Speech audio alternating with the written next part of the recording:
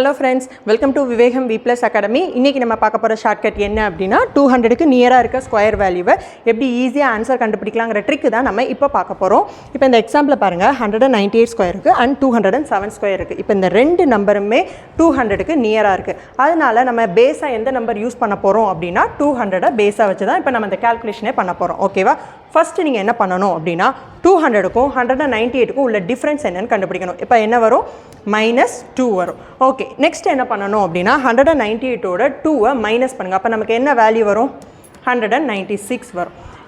இப்போ நம்ம பேஸா 200 யூஸ் பண்றனால நம்ம 2 ஓட இந்த நம்பரை மல்டிப்ளை பண்றோம். அப்ப நமக்கு என்ன வேல்யூ வரும்? 392 வரும். நெக்ஸ்ட் என்ன பண்ணனும் அப்படினா இந்த நம்பரோட 100 மல்டிப்ளை பண்ணுங்க. அப்ப நமக்கு என்ன வேல்யூ வரும்? 39200 வரும். இப்போ 2 ஓட ஸ்கொயர் வேல்யூ எல்லாத்துக்கும் தெரியும் 4. இப்போ மைனஸ் ஸ்கொயர் பண்ணா நமக்கு என்ன வரும்? ப்ளஸ் ஆயிடும். ஸோ இந்த நம்பரோட 4 ஆட் பண்ணுங்க. அப்போ நமக்கு என்ன வேல்யூ வரும்? 39204.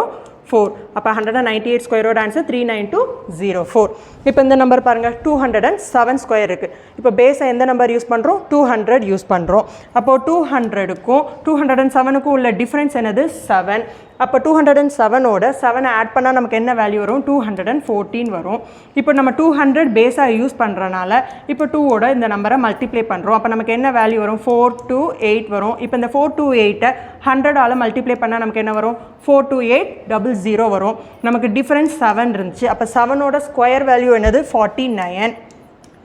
இந்த 49 இப்போ ஆட் பண்ணா நமக்கு என்ன வேல்யூ வரும்? 42849. ஸோ 207 ஸ்கொயரோட ஆன்சர் 42849. ஐ ஹோப் உங்களுக்கு இந்த வீடியோ புரிஞ்சிருக்கும்னு நினைக்கிறேன். நெக்ஸ்ட் வீடியோவில் இன்னொரு ஷார்ட்கட்டோட மீட் பண்ணலாம். தேங்க்யூ.